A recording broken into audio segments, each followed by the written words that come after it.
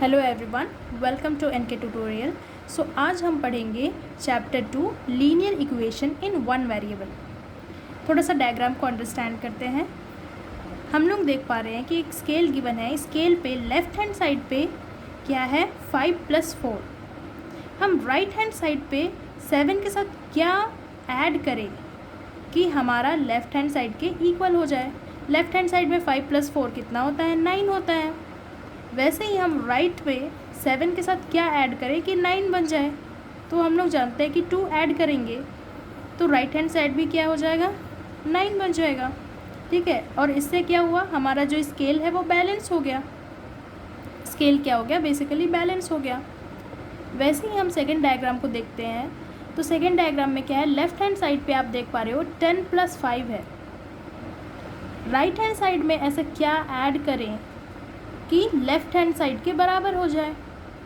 Left hand side में कितना है, 10 + 5 15।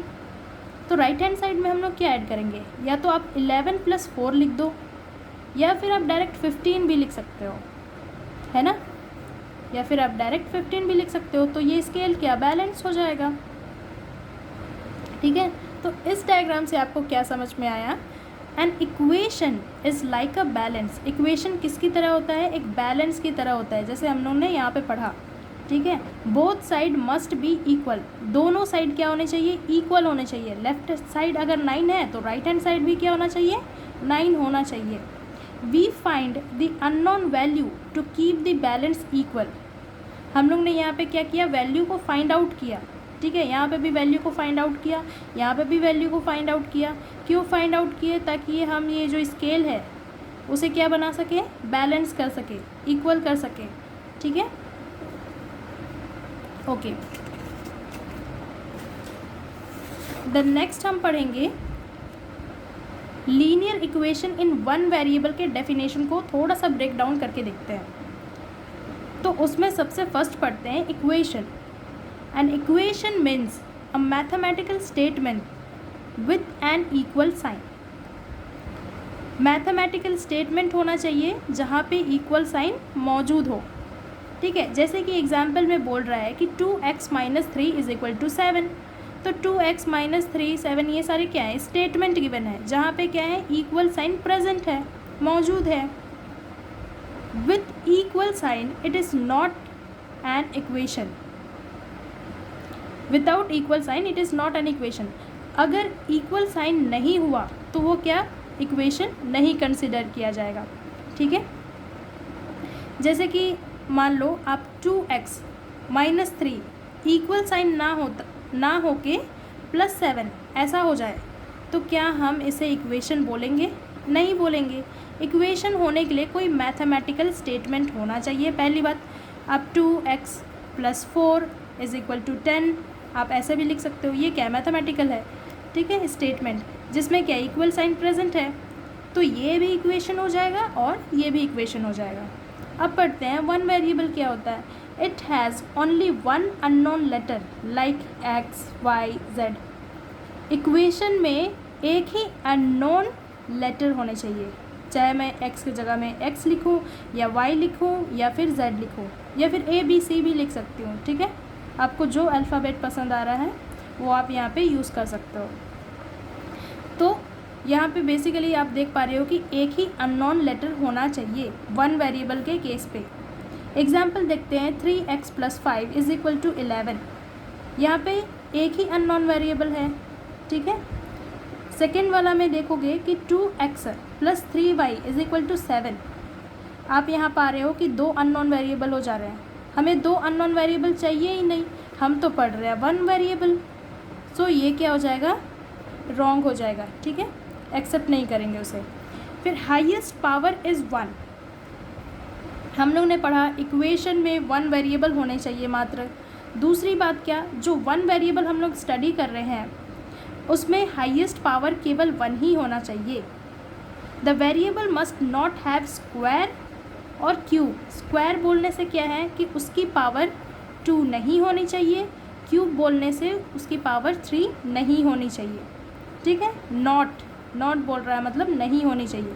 सो हाईएस्ट पावर इज़ 1 ही होना चाहिए हाईएस्ट पावर। हम लोग x टू दी पावर 1 लिखें या फिर केवल x लिखें तो भी हम क्या है, हाईएस्ट पावर इसकी 1 ही है। x के ऊपर कुछ नहीं लिखा है, इसका मतलब हम 0 नहीं कंसिडर करते हैं, उसे हम 1 कंसिडर करते हैं, x to the power 1 consider करते हैं। एग्जाम्पल देखते हैं कि 2x + 5 = 9। यहाँ आप देख पा रहे हो कि एक अननोन वेरिएबल गिवन है, इसकी पावर क्या है, 1 है, तो ये क्या है, हाईएस्ट पावर इज़ 1 वाले इक्वेशन को सेटिस्फाई कर रहा है। दूसरा में क्या है, x² + 3 = 5। यहाँ साफ बोला था डेफिनेशन में कि स्क्वायर नहीं होने चाहिए, तो ये तो गलत हो गया ना, रॉन्ग हो गया। 3y - 7 = 0, ये तो करेक्ट है क्योंकि इसकी पावर क्या है, 1 है। y³ - 2 = 4, ये क्या हो गया, रॉन्ग, क्यों, क्योंकि इसकी पावर 3 है। ठीक है, तो हमें ये क्यूब नहीं चाहिए। तो फाइनली हमें क्या समझ में आया कि linear equation in one variable क्या होता है, a linear equation is an equation with one variable whose highest power is 1। ऐसा इक्वेशन होना चाहिए जो वन वेरिएबल को कंटेन करे और जो वन वेरिएबल है उसकी हाईएस्ट पावर कितनी होनी चाहिए, 1 होनी चाहिए। ठीक है, नेक्स्ट हम लोग पढ़ेंगे एग्जाम्पल 1। सो पहला एग्जाम्पल 1 क्या बोलता है कि सॉल्व 2x - 3 = x + 2। ओके, सबसे पहले तो हम लोग इसमें सॉल्यूशन में क्या लिखते हैं, सॉल्यूशन में सबसे पहले लिखेंगे हम लोग गिवन। ओके, गिवन में जो गिवन है वही हम लोग लिखेंगे, 2x - 3 = x + 2। नेक्स्ट स्टेप हम क्या करेंगे कि जो x वाले टर्म है उसको हम एक साइड करेंगे, लेफ़्ट साइड हम शिफ्ट कर दे रहे हैं।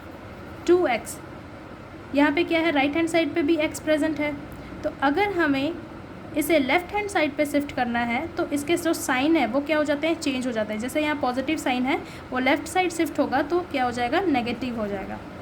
-3 को हम एज इट इज़ लिख रहे हैं और यहाँ पे क्या है, 2। हम इसे कैलकुलेट करेंगे तो 2x - x कितना होगा, 1x। 1x लिखें या फिर x लिखें, दोनों एक ही बात है। -3 = 2। हमें x वाले टर्म को एक ही साइड रखना है, बाकी को तो शिफ्ट करना है।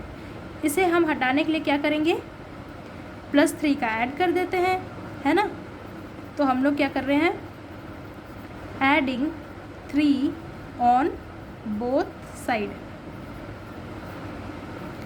x - 3 + 3 = 2 + 3। हम यहाँ पे +3 का क्या कर दिए, एडिशन कर दिए। तो इससे क्या हुआ कि -3 + 3, प्लस माइनस क्या होता है, माइनस होता है, तो 3 - 3 कितना हो गया, 0। ठीक है, तो इधर कितना बचा, केवल x बचा, और 2 + 3 कितना हो गया, 5। तो बेसिकली हमारा x की वैल्यू कितनी आ गई है, 5 आ गई है। अब हम एग्जाम्पल नंबर 2 को देखते हैं। एग्जाम्पल नंबर 2 क्या कहता है कि solve 5x + 7/2 = 3/2x - 14। Okay, solve करते हैं। सबसे पहले गिवन लिखेंगे। गिवन में क्या है, 5x + 7/2 = 3x/2 - 14। अब हम क्या करेंगे, ये फ्रैक्शन वाले टर्म को हटा देते हैं। फ्रैक्शन वाले टर्म को हटाने के लिए हमें क्या करना पड़ेगा, multiply by 2। So multiply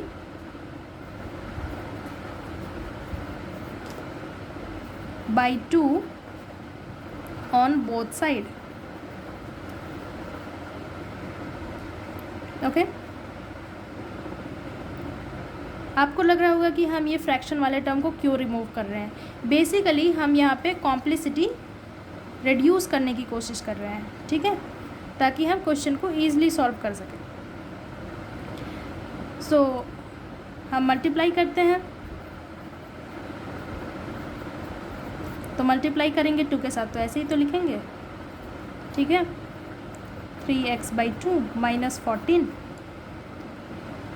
2 × 5x कितना होता है, 10x। अब 2 × 7/2, हम लोग ऐसे 2 × 7/2 करेंगे तो ये क्या हो जाएगा, कैंसिल आउट तो हो जाएगा, न्यूमरेटर डिनोमिनेटर कैंसिल आउट हो जाएगा, तो हमें बस क्या मिलेगा, 7 मिलेगा। सेम वे वैसे ही 2 इंटू 3x/2, 3x/2 कर रहे हैं तो ये 2 क्या हो जा रहा है, कैंसिल हो जा रहा है, हमें क्या मिल रहा है 3x और यहाँ पे -14। ओके, वही सेम चीज़ करेंगे जैसे इधर किए थे कि x वाले टर्म को एक साइड शिफ्ट करेंगे।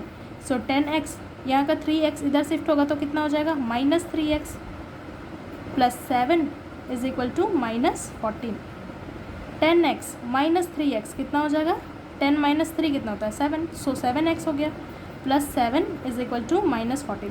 अब यहाँ पे हमें 7 तो चाहिए नहीं क्योंकि x वाले टर्म को हम एक साइड रखना चाह रहे हैं, तो 7 को हमें हटाना है तो हम क्या करेंगे, +7 है तो -7 ले आते हैं, तब ±0 हो जाएगा। तो हम लोग बेसिकली क्या करेंगे अब, एडिंग -7 ऑन बोथ साइड। सो हमारा कितना हो जाएगा 7x + 7 - 7 = -14 - 7। तो ये क्या हो गया, ये तो 0 हो गया।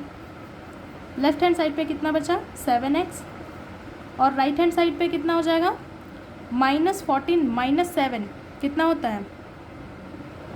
अच्छा एक चीज़ और, यहाँ पे हम लोग ने मल्टीप्लाई नहीं किया ना, यहाँ पे हम लोग 3x/2 के साथ तो मल्टीप्लाई किया, लेकिन हम लोग यहाँ पे 14 के साथ मल्टीप्लाई करना भूल गए थे। तो 2 इंटू 14 कितना होता है 28। इसे करेक्ट कर लीजिएगा, कितना होता है 28। तो ये बेसिकली 28 हो जाएगा। सो -28 - 7 कितना होगा -35।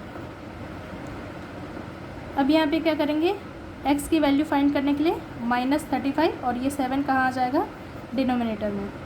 अब हम इसे कैसे कैंसिल आउट कर सकते हैं, 7 के टेबल में आ जाएगा दोनों, 7 1 जा 7 और ये 7 5 जा 35। सो हमारा फाइनल आंसर कितना आ रहा है, x की वैल्यू कितनी आ रही है -5। सो यही हमारा क्या हो गया फाइनल आंसर।